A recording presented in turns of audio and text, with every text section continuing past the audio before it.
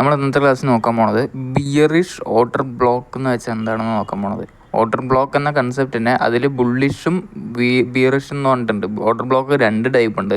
ഒന്ന് bullish order ബ്ലോക്കും ഒന്ന് ബിയറിഷ് ഓർഡർ ബ്ലോക്കും ഉണ്ട്. അതിൽ നമ്മളിന്ന് നോക്കാൻ പോണത് ബിയറിഷ് ഓർഡർ ബ്ലോക്ക് എങ്ങനെ നമുക്ക് ഐഡൻറ്റിഫൈ ചെയ്യുക, അത് ബിയറിഷ് ഓർഡർ ബ്ലോക്ക് എന്ന് വെച്ചാൽ എന്താണെന്നാണ് നമ്മൾ ഇന്നത്തെ ക്ലാസ് നോക്കാൻ പോണത്. നമുക്ക് ബിയറിഷ് ഓർഡർ ബ്ലോക്കിൽ നമുക്ക് മെയിനായിട്ട് വേണ്ടത് ലാഗ് അടിക്കേണ്ട ക്ലാസ്. ഇപ്പോൾ നമുക്ക് ബിയറിഷ് ഓർഡർ ബ്ലോക്കിൽ നമുക്ക് മെയിനായിട്ട് വേണ്ടത് ഒരു സ്വിങ് ലോ മാർക്കറ്റ് ബ്രേക്ക് ചെയ്തിട്ട് അതിൻ്റെ സ്ട്രക്ചർ ഷിഫ്റ്റ് ചെയ്തിട്ടുണ്ടാവണം. അതായത് ഒരു MSS മാർക്കറ്റിൽ തന്നിട്ടുണ്ടാവണം. അത് നമുക്ക് ഡിസ്പ്ലേസ്മെൻറ്റോട് കൂടിയിട്ട് തരണം. നമ്മുടെ കഴിഞ്ഞ ക്ലാസ്സിൽ മാർക്കറ്റ് സ്ട്രക്ചർ ഷിഫ്റ്റ് എങ്ങനെയാണെന്ന് നമ്മൾ പറഞ്ഞിട്ടുണ്ടായിരുന്നു. നമുക്ക് ഒരു സ്വിങ് ലോ അപ് ട്രെൻഡിലേക്ക് പോയിക്കൊണ്ടിരിക്കുന്ന മാർക്കറ്റ് അതിൻ്റെ ഒരു സ്വിങ് ലോ ബ്രേക്ക് ചെയ്ത് മാർക്കറ്റ് ഡൗണിലേക്ക് വന്നിട്ട് ആ മാർക്കറ്റിൻ്റെ അപ് ട്രെൻഡ് ബ്രേക്ക് ചെയ്തിട്ട് ഡൗൺ ട്രെൻഡിലേക്ക് വരിക. അതാണ് മാർക്കറ്റ് സ്ട്രക്ചർ ഷിഫ്റ്റ് എന്ന് പറയുക.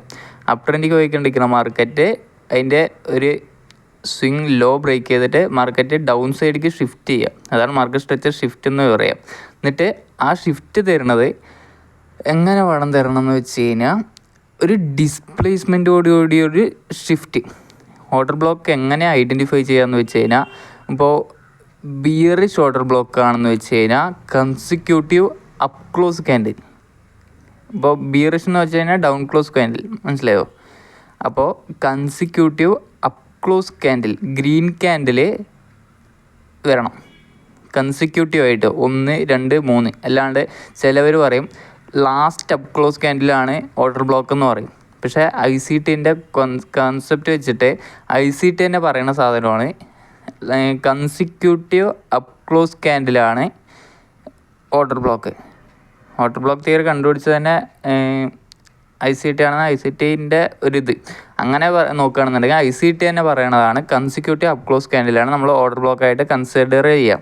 അപ്പോൾ കൺസിക്യൂട്ടീവ് അപ്പ് ക്ലോസ് ക്യാൻഡിൽ വന്നു. മാർക്കറ്റ് പിന്നെ വെറുതെ തന്നാൽ പോരാ. മാർക്കറ്റിൽ ഇതൊരു നോർമൽ സപ്ലൈ ആൻഡ് ഡിമാൻഡ് അല്ല ഓർഡർ ബ്ലോക്ക്.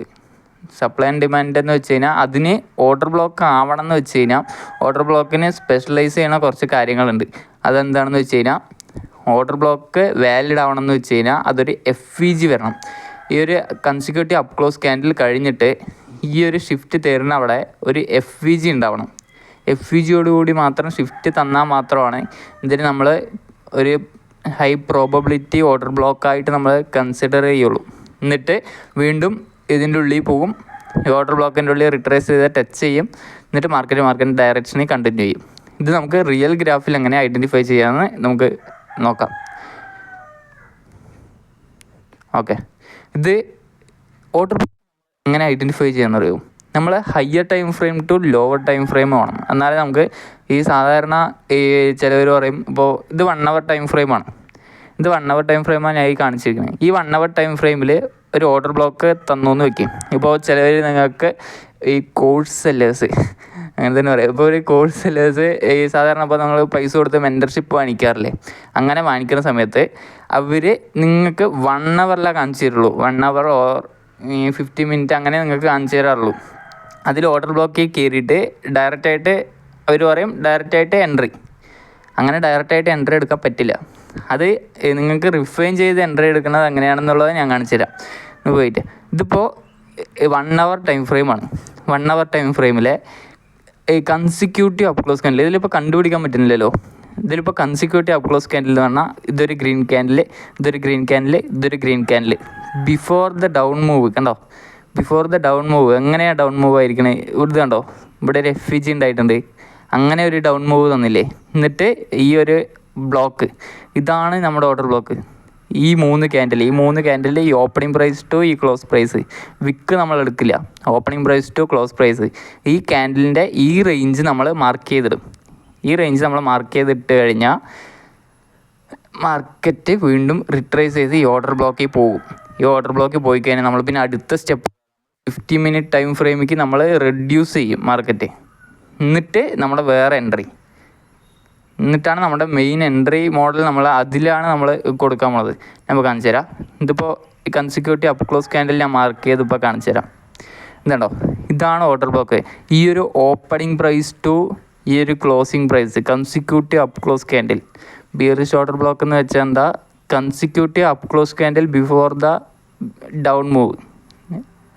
അത് ഈ ഒരു FVGയോടുകൂടി വരണം, എന്നാൽ മാത്രമാണ് ഹൈ പ്രോബബിലിറ്റി എൻട്രി. ഓക്കെ, ഇനി നമുക്ക് ഈ ഒരു ഓർഡർ ബ്ലോക്കിൻ്റെ ഉള്ളിലേക്ക് വന്നില്ലേ, ഇത് ഈ 1 hour ടൈം ഫ്രെയിം ആണ് കേട്ടോ. ഇങ്ങനൊരു ഓർഡർ ബ്ലോക്ക് ക്രിയേറ്റ് ആയി കഴിഞ്ഞു എന്ന് വെച്ച് കഴിഞ്ഞാൽ നമ്മൾ 50 minute ടൈം ഫ്രെയിമിലേക്ക് നമ്മളെ ഗ്രാഫ് കൊണ്ടുപോകും. നമ്മുടെ ചാർട്ട് 50 minute ടൈം ഫ്രെയിമിലേക്ക് നമ്മൾ ഡൗൺ ചെയ്യും, റിഫൈൻ ചെയ്യും. അങ്ങനെ ചെയ്യുന്ന സമയത്ത് ഈ ഒരു റേഞ്ചായിരുന്നു നമ്മുടെ 1 hour ഓർഡർ ബ്ലോക്ക്. ഇതുണ്ടോ, ഇത് 1 hour ഓർഡർ ബ്ലോക്കാണ്.